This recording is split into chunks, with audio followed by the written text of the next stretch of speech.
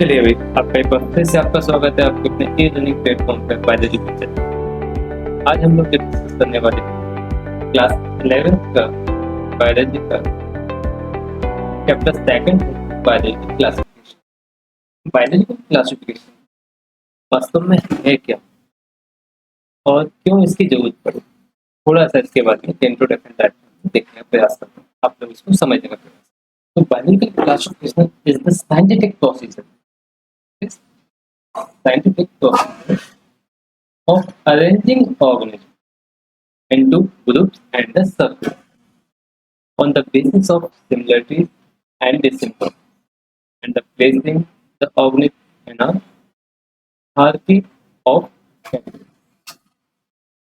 Means एक ऐसी वैज्ञानिक व्यवस्था है जिसमें जो भी जीवित जीव उन सभी को के ग्रुप्स में और सब ग्रुप में रखा हुआ, व्यवस्थित किया, के समानता और असमानता किया। ठीक है, अब इसकी क्या जरूरत पड़ी या इसका इम्पोर्टेंस क्या है?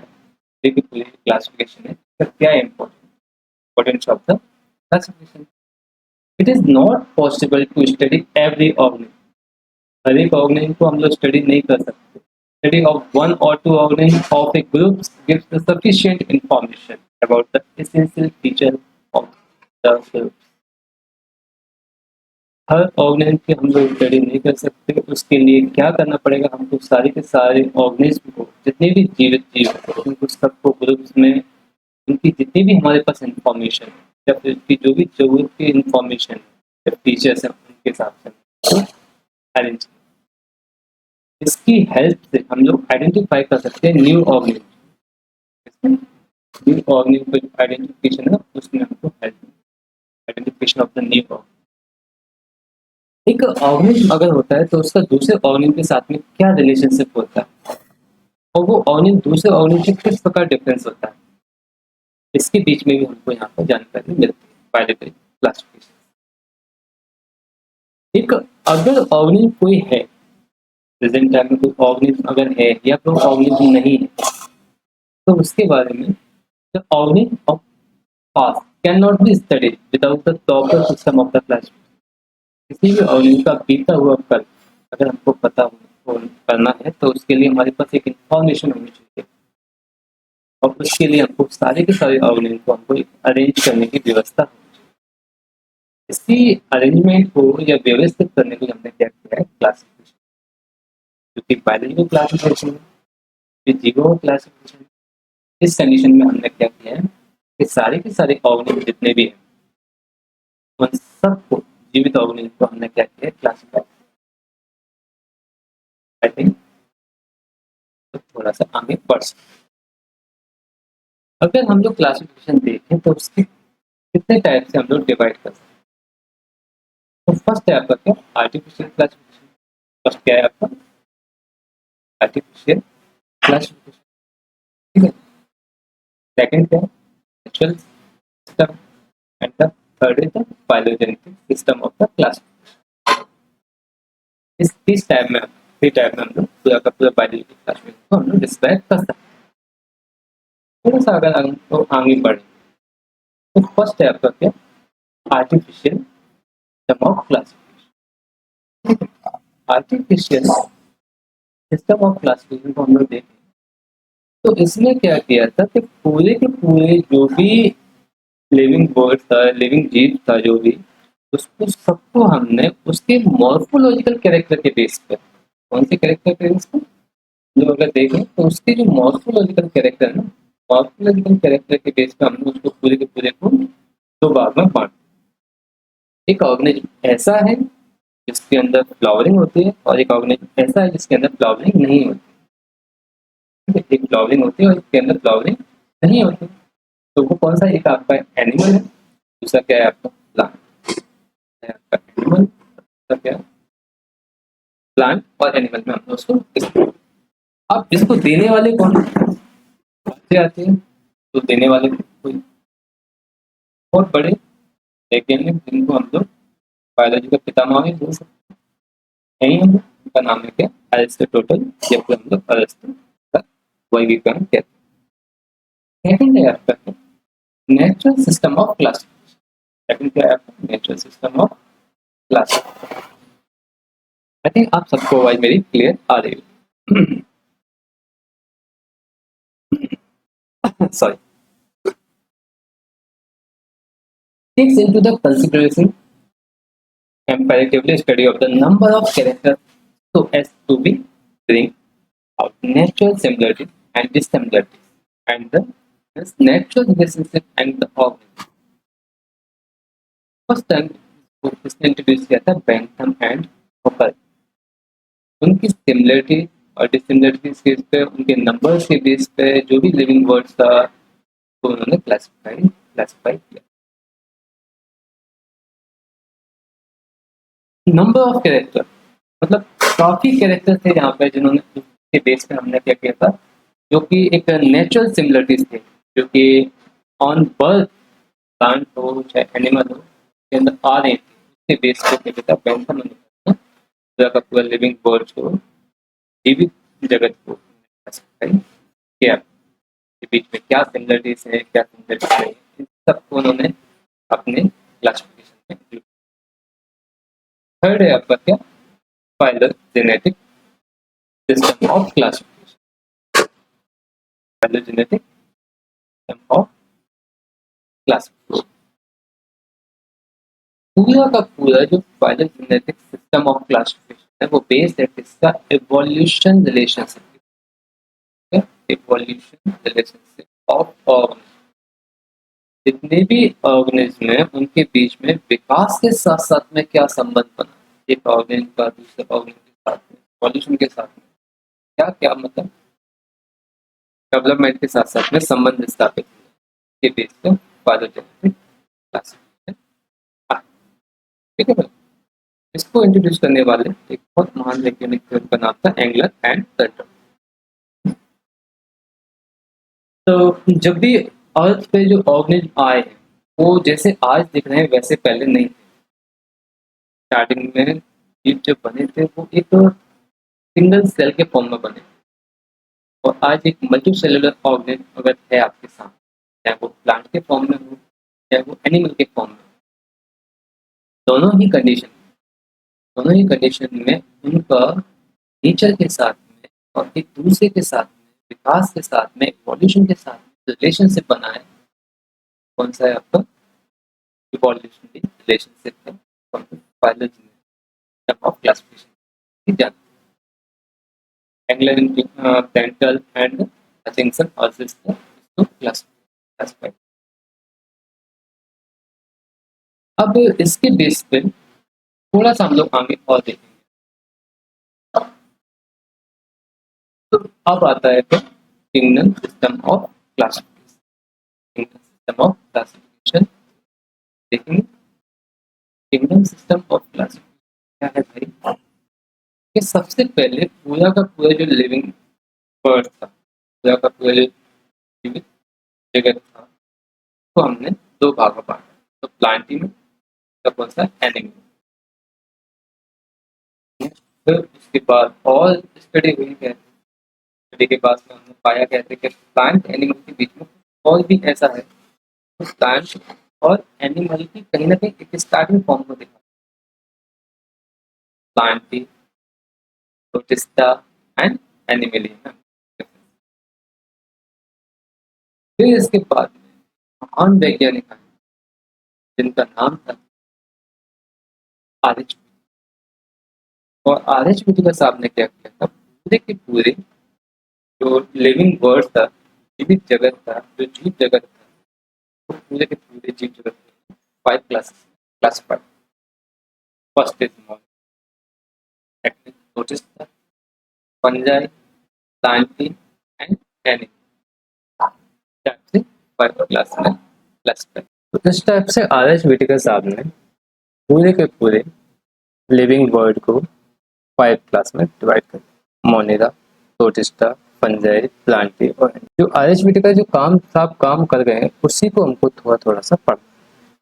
ठीक है, अब देखो 2 किंगडम क्लासिफिकेशन में क्या है, उसके बाद में 3 किंगडम क्लासिफिकेशन क्या है, फाइव किंगडम क्लासिफिकेशन में क्या है, इसकी वजह थोड़ी सी आपके पास नॉलेज होनी चाहिए, थोड़ी थोड़ी इन्फॉर्मेशन रखिए अपने माइंड में। टू किंगडम क्लासिफिकेशन में क्या है कि सबसे पहले इसको इंट्रोड्यूस जो किया था वो किया था कैरोलस लिनियस, ठीक है, जिसको हम लोग फादर ऑफ टैक्सोनॉमी भी बोलते हैं।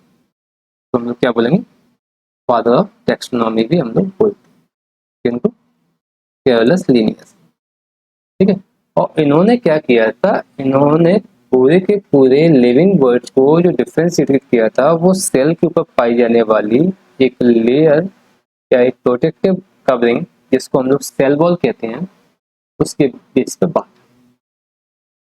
फॉर एग्जाम्पल अगर हम लोग देखें, एक सेल है, क्या है,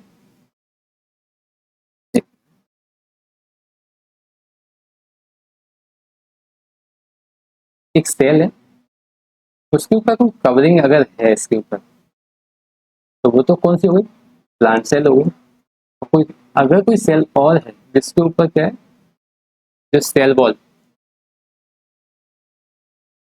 जो सेल वॉल प्रेजेंट है तो वो कौन सी हो गई, प्लांट सेल हो गई। अब जिसके ऊपर प्लांट सेल सेल वॉल है ही नहीं है तो वो कौन सी हो गई, एनिमल, ठीक है। ये चीज सेकंड जो आता है वो कौन सा आता है, वो थ्री किंगडम क्लासिफिकेशन या थ्री किंगडम सिस्टम भी हम बोल सकते हैं। इसको किसने दिया था, हकील ने, हकील ने। तो हकील साहब ने क्या किया था, एकल ने, उन्होंने बोला था कि उन्हें unicellular animal, algae, fungi on the basis of the lack of the tissue differentiation and the new kingdom protista was introduced।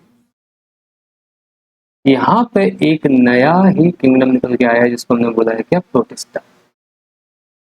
हेकिल ने इनको सबसे पहले इंट्रोड्यूस किया था। उन्होंने क्या बोला था कि आपकी जो भी सेल है वो यूनिसेलुलर है, एनिमल हो सकते हैं, एल्गी हो सकती है, फंजाई हो सकती है, ठीक है। और जो बेसिस किसके बेस पे, कि जो टिश्यू का जो डिफ्रेंसिएशन है उसके बेस पे। और उस नए को हमने क्या बुलाया, टिश्यू के डिफरेंशिएशन के बेस पे उसको हमने बुलाया कि प्रोटिस्ट। सबसे पहले इंट्रोड्यूस किया था किसने, हेकिल साहब। क्लियर है, थोड़ा सा आगे हम लोग फाइव किंगडम क्लासिफिकेशन को सबसे पहले इंट्रोड्यूस किया था किसने, आर.एच. व्हिटेकर। किसने इंट्रोड्यूस किया है आपको, आर.एच. व्हिटेकर। जितने भी ऑर्गेनिज्म हैं उनको सबको डेवलपमेंट के बेस पे, डेवलपमेंट फाइलोजेनेटिक के बेस पे, डेवलपमेंट फाइलोजेनेटिक क्लासिफिकेशन होना चाहिए। जो सबसे पहला है वो कौन सा आपका, प्रोकैरियोटिक है, इसको हम लोग मोनेरा में रखते हैं सारे के सारे प्रोकैरियोटिक को। उसके बाद प्रोटिस्टा है, फिर प्लांटी है, फिर फंजाई है, एंड लास्ट है एनिमल, ठीक है। जितने भी ह्यूमन बींग्स हैं वो सारे के सारे किस में आते हैं, एनिमल। थोड़ा सा इसके बारे में और देखते हैं। यहाँ पे हम लोग सबसे, अभी हमने यहाँ पे स्टार्टिंग किया था वो कहाँ से, प्रोकैरियोटिक।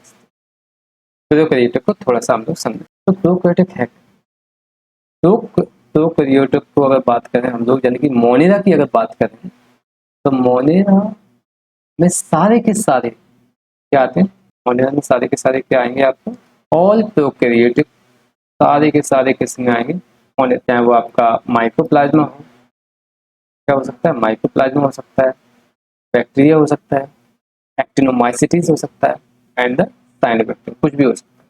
थोड़ा सा अगर देखें, ये सारे के सारे प्रोकैरियोटिक के कुछ फीचर्स होते हैं, कुछ लक्षण होते हैं, जैसे कि वो यूनिसेलुलर होंगे, प्रोकैरियोट्स होंगे, and content the most primitive of the living form. यानी कि इस अर्थ पे या लिविंग बर्ड में सबसे पहले जो जीवन में जो जीवित जीव आए थे वो कौन से थे, प्रोकैरियोट्स थे, मोनेरा थे, ठीक है। तो primitive of living form, most primitive living form क्या है आपके, Monera. The cell of microscopic and the cell wall are the generally present। ये मोस्ट इंपॉर्टेंट कैरेक्टर है, सेल वॉल जनरली प्रेजेंट, यही क्लासिफाई करेगी आपको प्लांट को और एनिमल को। एनिमल सेल के अंदर सेल वॉल प्रेजेंट नहीं है और प्लांट सेल के अंदर सेल वॉल प्रेजेंट है। Genetic material are not organize. यहाँ पे जो जेनेटिक मटेरियल था किसके अंदर, सारी की सारी बात चल रही है वो किसकी चल रही है, प्रोकैरियोट की चल रही है। इसके अंदर जेनेटिक मटेरियल ऑर्गेनाइज नहीं है, not organize into the nucleus and contain naked DNA। means कि पूरा का पूरा जेनेटिक मटेरियल है वो ऑर्गेनाइज तो है ही नहीं है, प्लस इसके न्यूक्लियस में जो आपका डीएनए है वो भी बिना कवरिंग के, या उसके ऊपर कोई आउटर कवरिंग नहीं है डीएनए। जितने भी वो थे आपके ऑर्गेनिल्स थे सेल के अंदर, वो सारे के सारे कैसे थे, मेम्ब्रेन बाउंड नहीं थे। Membrane bound organelles are absent. सारे के सारे जो ऑर्गेनिल्स थे, जो आपके कहते हैं कोशिका के अंग थे, जो वो सारे के सारे मेम्ब्रेन के साथ में नहीं थे। ये इंपॉर्टेंट फीचर्स हैं। ये आप जो भी फीचर्स देख रहे हो, चाहे आप A B C D E F, जो भी फीचर है वो सारे के सारे ऐसा होता है, एक निचोड़ है किसी भी स्टडी के। हम लोग पॉइंट बाई पॉइंट निकालें तो एक आपको कहें तो एक क्विक शॉर्ट्स नोट भी बोल सकते हैं इनको, क्या मोनेरा के बारे में आपको कोई 5 कमेंट्स लिखने हैं या 5 लाइन्स आपको लिखनी है, तो आप उनको देखिए और उनको लिखना चाहो तो इस पर काफ़ी कुछ लिखा जा सकता है। अच्छा, एक चीज़ सोच के देखिए, अगर कोई ऑर्गेनिज्म है जिसका अभी अभी जन्म हुआ है, जिसका क्या हुआ है, अभी अभी जन्म हुआ है, क्या उसके अंदर पॉसिबिलिटी हुई कि वो एक डेवलप टाइप का रिप्रोडक्शन या फिर ऑर्गेनिज्म को रिप्रोड्यूस कर सकता है? नहीं। तो ऐसी कंडीशन में यहाँ पे जो रिप्रोडक्शन होगा वो कैसा होगा, asexual. Asexual except genetical recombination. Genetic flagella, flagella एक ऐसा सेल ऑर्गेनेल्स है जो बैक्टीरिया को one place to second place पर मूव करने में हेल्प करता है। तो flagella may be present and are the single standard. Flagella present हो सकता है, may be present and the single standard, for example blue green algae, bacteria के लिए। थोड़ा सा और आगे देखते हैं हम लोग, शेप ऑफ बैक्टीरिया। बैक्टीरिया की अगर शेप की थोड़ा सा हम लोग बात करें, बैक्टीरिया की क्या बात करेंगे हम लोग, शेप की अगर हम लोग बात करें तो बैक्टीरिया के शेप में एक राउंड शेप बैक्टीरिया रहते हैं। कैसे रहते हैं, राउंड शेप बैक्टीरिया रहते हैं, उनको हम लोग क्या कहते हैं, कोकस कहते हैं। गोल आकार के बैक्टीरिया हम लोग कोकस कहते हैं। अगर ये दो गोल आकार के बैक्टीरिया अगर आपस में जुड़ जाते हैं तो उसको हम लोग बोलते हैं डिप्लोकोकाई। ठीक है, अगर वो एक चेन फॉर्म बना ले तो हम लोग उसको बोलते हैं क्या, स्टेप्टोकोकाई। लेकिन अगर वो एक मतलब एक रॉड लाइक स्ट्रक्चर फॉर्म करें तो उसको हम लोग क्या बोलें, बेस एंड विब्रियो। ठीक है, स्पाइरुला एंड द माइक्रोकोकाई स्पायरोचेट्स। ये इनका क्या होता है, शेप के बेस पे हमने बैक्टीरिया को क्लासिफाई किया, उनके डिफरेंट डिफरेंट टाइप के शेप। कुछ बैक्टीरिया ऐसे होते हैं जो कि जिगजैग फॉर्म में होते हैं, सर्पिलाकार होते हैं। कुछ बैक्टीरिया ऐसे होते हैं जो कि कहते हैं रॉड के शेप में होते हैं। कुछ बैक्टीरिया ऐसे होते हैं रॉड के शेप में प्लस एक एंड पे, पर्टिकुलर एक एंड पे क्या होता है, बहुत सारे फ्लैजिला या फ्लैजिला लाइक स्ट्रक्चर उनके बनते हैं, तो उनको उसके स्पेल में रखा है। बहुत सारे कहते हैं आपका कोकाई कोकाई बैक्टीरिया होते हैं, वो आपस में जुड़ जाते हैं, तो माइक्रो कोकाई में रखा है उसको। तो ये कंडीशन थोड़ा सा बनेगा, इसको थोड़ा सा देखना। नेक्स्ट आपका आता है आर्की बैक्टीरिया। ये बहुत अच्छा पॉइंट है, आपको इसको समझना पड़ेगा। मतलब मोस्ट प्रिमिटिव अगर प्रोकैरियोटिक की बात करें तो कौन से आपके, आर्की बैक्टीरिया। कौन से आपके आर्की। अब जो मोस्ट प्रिमिटिव है तो आप जरा एक चीज को जरा समझने का प्रयास करें कि जब अर्थ का ओरिजिन हुआ था, जब पृथ्वी बनी थी, उस समय क्या नॉर्मल कंडीशन थी अर्थ पे जीने के लिए? उस समय टेम्परेचर भी बहुत ज़्यादा हाई था, गैसेस भी बहुत, मतलब ऐसा कहें कहते कि ऐसी गैसें थी जहाँ पे जीवन की संभावना ही नहीं थी, लाइफ की पॉसिबिलिटी नहीं थी। तो कहते बहुत ज़्यादा एक टिपिकल कंडीशन थी लिविंग के लिए। लेकिन उस टाइम में भी एक लाइफ की स्टार्टिंग हुई थी, वो किस फॉर्म में हुई थी, Archie bacteria. Hostile condition like the extreme salty area, मतलब बहुत ज़्यादा नमकीन क्षेत्र हो सकता है, हॉट स्प्रिंग था, मतलब बहुत ज़्यादा, मतलब टेम्परेचर बहुत ज़्यादा एरिया था, मार्शी एरिया, मतलब ऐसे यहाँ पर बहुत सारे गैसेस थी ऐसे। ऐसी कंडीशन में भी बैक्टीरिया, उस बैक्टीरिया को हमने क्या बोला था, आर्की बैक्टीरिया। ठीक है, साल्टी इन्वायरमेंट में जो बैक्टीरिया रहते हैं तो हम लोग क्या बोलते हैं, हेलोफाइल्स बोलते हैं। बहुत ज़्यादा गर्म क्षेत्र में रहने वाले को हम लोग बोलते हैं thermal thermo acidophiles. And the mass area, जहाँ पे मेथेन गैस प्रेजेंट है तो वहाँ पे कौन से मेथेनोजेंस होते हैं। ये सारे के सारे जो बैक्टीरिया आप देख रहे हैं सारे के सारे क्या है आपके Archie bacteria. They differ from other bacteria in having different cell wall structure, absence of the peptidoglycan। ये एक important है, absence of the peptidoglycan। Archie bacteria एक ऐसा बैक्टीरिया है जिसके जो अपने आप को बैक्टीरिया से डिफ्रेंशिएटेड करता है। क्यों? क्योंकि बैक्टीरिया के अंदर पेप्टाइडोग्लाइकेन, उसकी सेल वॉल में पेप्टाइडोग्लाइकेन कंटेंट रहता है, लेकिन आर्की बैक्टीरिया में वो चीज एब्सेंट है। They differ from bacteria and having different cell wall structure, absence of peptidoglycan। के पास में पेप्टाइडोग्लाइकेन नहीं होती। क्यों? बैक्टीरिया के साथ में पेप्टाइडोग्लाइकेन मिलेगी आपको, लेकिन यहाँ पे नहीं मिलेगी। चलिए, methanogens are present in the guts of several ruminant animals like cows and the buffalo, which is responsible for production of biogases, methane from dung of these animals।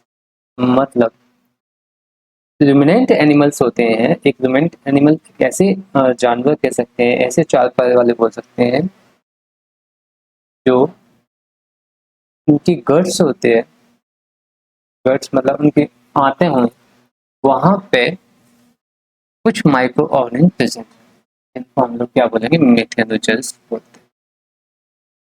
और वो प्रोड्यूस करते हैं क्या, बायोगैस। ये बायोगैस आपको कहाँ मिलेगी, आपको बायोगैस का मेन कंटेंट क्या है आपका, methane, ducts of the animal. जो आपका वेस्ट प्रोडक्ट होता है एनिमल्स का, उसमें बायोगैस प्रेजेंट है। क्यों? क्योंकि उसके अंदर एक टाइप के माइक्रो ऑर्गेनिज्म रहते हैं जिनको हम लोग क्या बोलते हैं, मेथेनोजेंस बोलते हैं। क्लियर भाई? थोड़ा सा और देखेंगे। नेक्स्ट आता है आपका क्या, eubacteria. You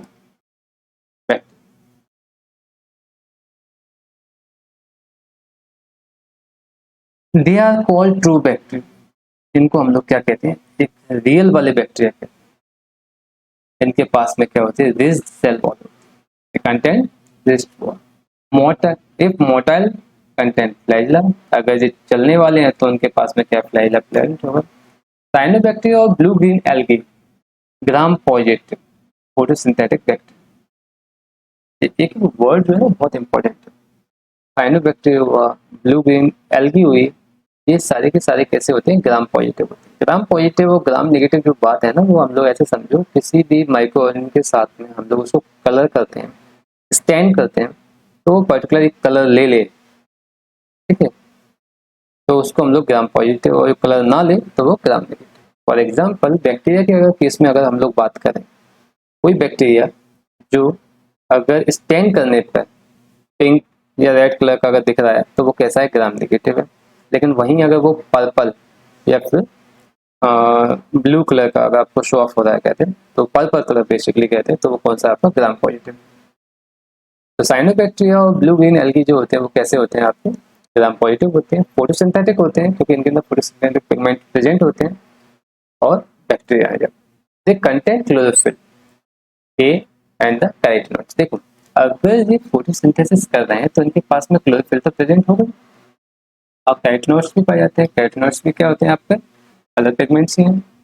they may be unicellular, वो एक कोश के हो सकते हैं, कॉलोनाइल हो सकते हैं, एंड द फिलामेंटस, उनके पास में फिलामेंट्स हो सकता है, एंड द कॉलोनियल हो सकते हैं, और यूनिसेलुलर भी हो सकते हैं। कौन से, हम लोग यू बैक्टीरिया की बात कर रहे हैं, एक ऐसे बैक्टीरिया जो कि हकीकत या सच्चे वाले बैक्टीरिया, रियल बैक्टीरिया। ये कहाँ कहाँ मिल सकते हैं आपको, फ्रेश वाटर में मिल सकते हैं, मराइन में मिल सकते हैं, टेरेस्ट्रियल में मिल सकते हैं। Some of these have been the specialised heterocyst cell to perform the nitrogen fixation, nostoc and the animal। कुछ ऐसे बैक्टीरिया भी हैं, कुछ ऐसे बैक्टीरिया भी हैं जो कि स्पेशलाइज्ड कैरेक्टर रखते हैं, कुछ विशेष प्रकार के लक्षण रखते हैं, ठीक है। और उसमें कौन कौन से आते हैं कि जो कि आपका एनवायरनमेंट की नाइट्रोजन को फिक्स करते हैं, किसमें, प्लांट के लिए, क्योंकि नाइट्रोजन किसी भी प्लांट का मेन क्या है, फूड कंटेंट है, मेन फूड कंटेंट है। तो वो जो बैक्टीरिया है वो कौन से हैं आपको, एक तो नोस्टॉक है और दूसरा कौन सा, एनापिन। क्लियर, थोड़ा सा और देखें हम।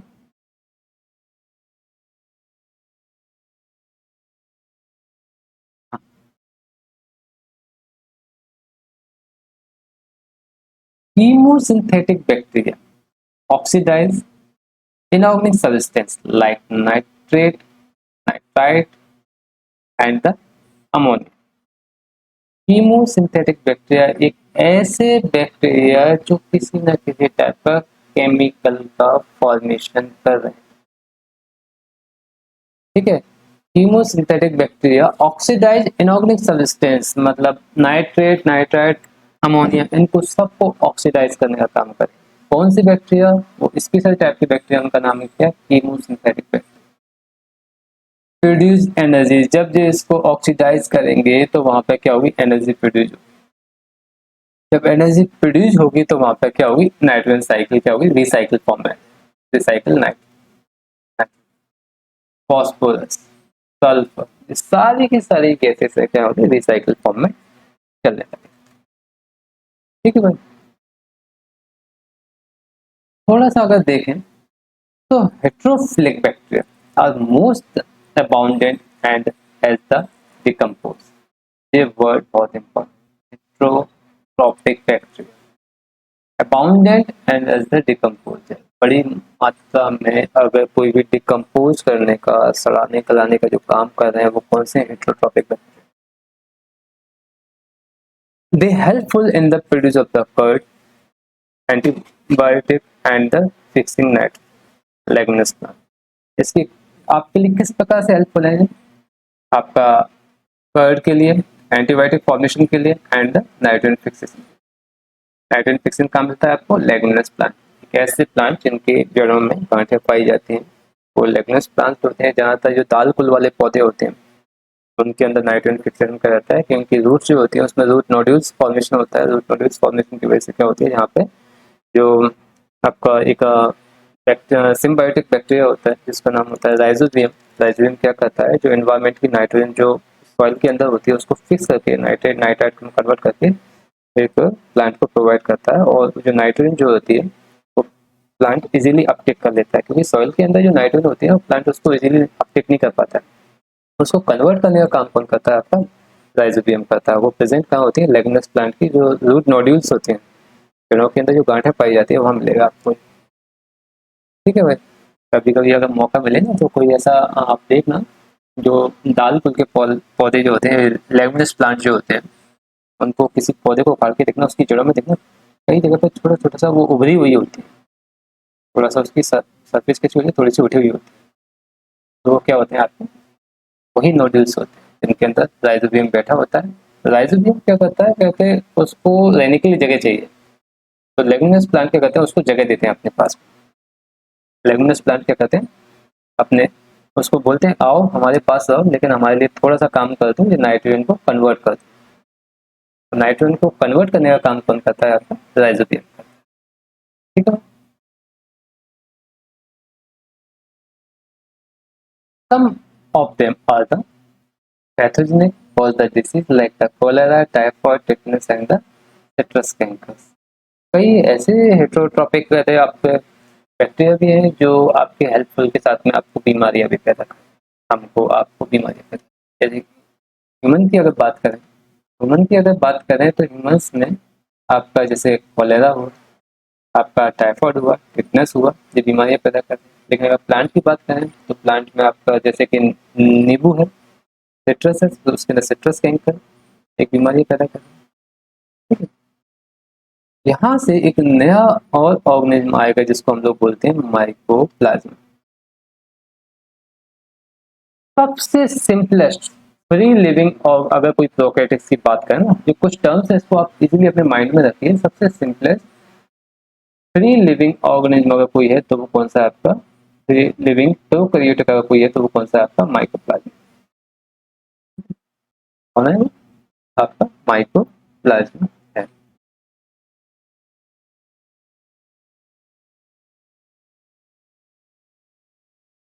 इसको दूसरे नाम से हम लोग पीपीएलओ भी बोलते हैं। क्या बोलते हैं?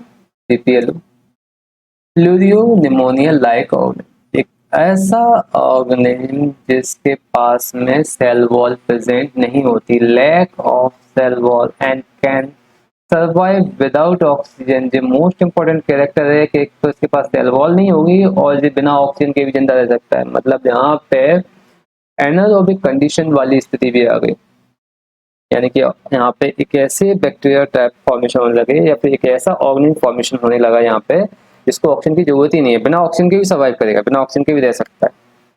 ठीक है, और इसी कैरेक्टर की वजह से ये प्लांट और एनिमल में ऑक्सीजन हो चाहे नहीं हो वहाँ पे रह सकता है और वहाँ को अच्छे टाइप की बड़े बड़े लेवल की बीमारियां पैदा कर सकता है।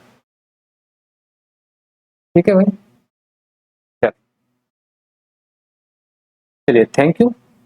अभी हम लोग थोड़ा सा और इसको आगे कंटिन्यू करेंगे, थोड़ा सा देखेंगे इसमें हम लोग और पढ़ेंगे, थोड़ा सा बैक्टीरिया के बारे में पढ़ेंगे, बैक्टीरिया का स्ट्रक्चर के बारे में पढ़ेंगे।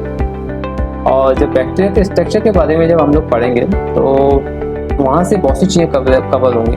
फॉर एग्जांपल आपका जो 11th क्लास में 3rd यूनिट है सेल, सेल में सेल ऑर्गेनेल्स हैं, तो उसके बारे में बेसिक इन्फॉर्मेशन आपको यहाँ से मिलेगी बैक्टीरिया से। ठीक है, और अभी हमने आज स्टार्ट किया है, इसको हम लोग कंटिन्यू करेंगे। अब लगभग वीक में कम से कम आपको 2 क्लासेस तो मिला करेंगे 11th बायोलॉजी के एनसीईआरटी। और आप जुड़े रहिए इस चैनल के साथ में, बायोलॉजी विजनक के साथ। और अगर सब कुछ ठीक ठाक समझ में आता है तो लाइक शेयर सब्सक्राइब कर दीजिए। बाकी ये पूरी तरह से 100% फ्री ऑफ एजुकेशन चैनल है, इस पर किसी टाइप का कोई आपके लिए मूल भाव वाली कंडीशन नहीं है, ना ही आपको कुछ पेड करना है ना कुछ करना। बस आप इन्फॉर्मेशन लीजिए, अपनी नॉलेज को इंक्रीज करिए और अगर हो सके तो छोटे छोटे शॉर्ट नोट्स टाइप के बनाते रहिए।